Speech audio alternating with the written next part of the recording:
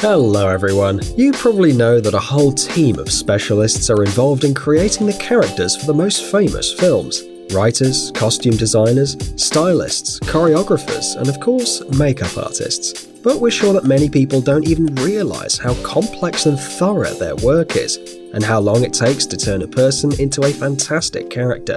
In today's video, we'll reveal these secrets and show you what's going on the other side of the camera, on the set and in the dressing room. Are you ready to dive into the world of cinema? Then let's get it on. Black Panther. Joel Harlow, the 2009 Star Trek Oscar winner, suffered a lot with the scars he had to cover Michael B. Jordan's body with. In the story, his character Eric Killmonger marks each murder, about 2,000 in number, with a scar. By the way, scarification is an ancient African tribal tradition that still exists. These scars are made with hooks or other sharp objects, but for Michael B. Jordan, of course, a less severe method was developed. Every day for several hours, about 90 tiny silicone mounds were attached to him, each designed by the makeup artist by hand. They were then painted so that each of them would match the natural color of Michael's skin. They were so firmly attached that after filming, the actor had to immerse himself in the sauna for a long time so that the makeup artist could remove them. Yeah, and the next day they had to do it all over again. Guardians of the Galaxy. Gamora, the beautiful heroine of the Guardians of the Galaxy and other Marvel films, according to the script, had to have green skin. And this is quite logical, because she comes from another planet. To put the green paint on her body, Zoe Saldana had to get up at 5 in the morning and spend 5 hours in the makeup artist's chair. The forehead, or rather the superciliary arches, and the shape of the cheeks were changed with the help of layers of special encapsulated silicone. The film's creators took a long time to choose the right skin tone. On the one hand, it had to be a bright, dynamic alien color, and on the other, it shouldn't scare away the viewers. As a result, different shades were applied onto the reflective base. In some places, a darker shade was applied, and in others, a lighter one to create a deep green and make the skin look more alive.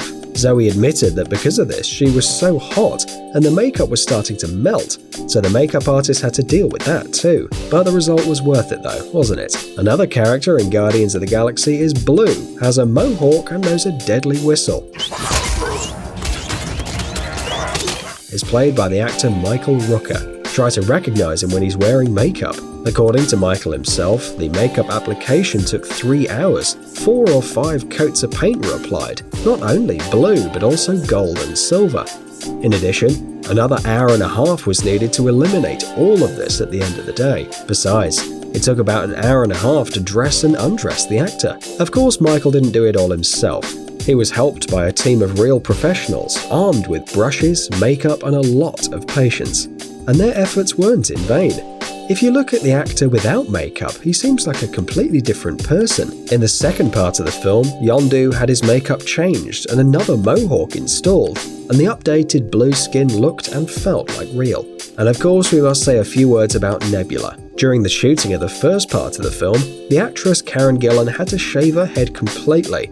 These were the terms of the contract she had signed, and the girl really took off her ginger hair, which surprised her fans. However, after accepting the role of Nebula for the second time, Karen asked the filmmakers to look into the possibility of avoiding this in some way. Thus, Nebula's makeup was made from elements for the face and head of solid silicone, leaving only a strip in the middle of the face and neck where there are no added details. The makeup artist had to adjust the color to make the heroine's skin look homogeneous, and this wasn't an easy task. However, the 22mm lenses that Karen wore every day remained unchanged, creating the terrible impression that Nebula has no pupils. Avengers: Age of Ultron. The makeup artist had to work hard to create the robot android Vision. Loved by many fans, this comic book character had to be close to the classics, but at the same time fit into the modern world. The makeup artist spent a lot of time trying to find the right skin tone, something between pink and red. Initially, the makeup experts tried to use pads on his face, but it turned out that this caused the delicate features of Paul Bettany to be lost, and therefore the pads were left only on the forehead, neck, and the back of the head. Look closely. Even on the screen you can see that Bettany's face is silicone-free. even though the filmmakers had to set up tracking points so that special effects artists could model his features. After all, Vision is the creation of a computer, which means that he must have something inhuman. But the lining on the neck and the back of the head caused Paul great discomfort, so that the actor wouldn't feel hermetically sealed in the rubber. The film's creator spent a lot of time searching for the perfect material. It was required to look good on the screen, and at the same time not feel like a hard shell.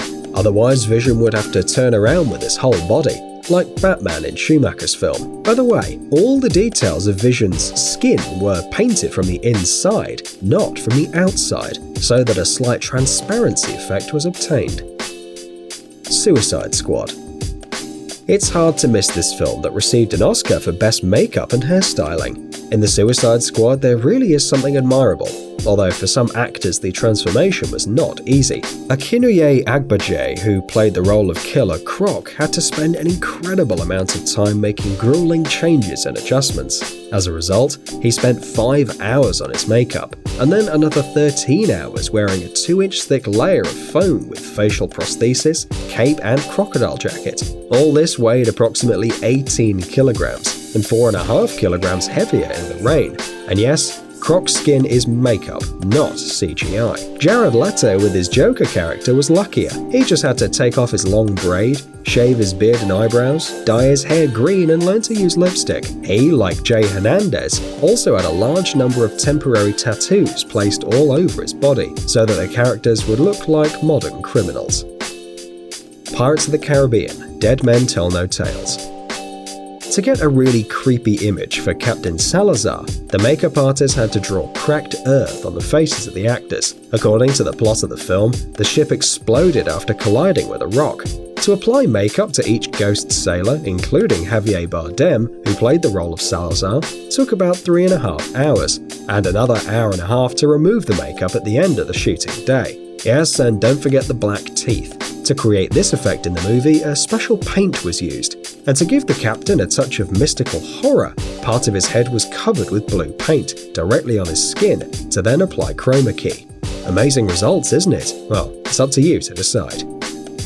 Harry Potter and the Deathly Hallows. To create the image of Griphook, the goblin who worked at Gringotts, the makeup artist used the face used in the first film about the young wizard. You probably remember him and his scene at the bank. In the final parts, numerous face patches were used, including a large nose as well as large goblin ears. According to the creators, the most important thing was not to exaggerate, because makeup didn't have to interfere with Warwick Davis's performance, and they did it.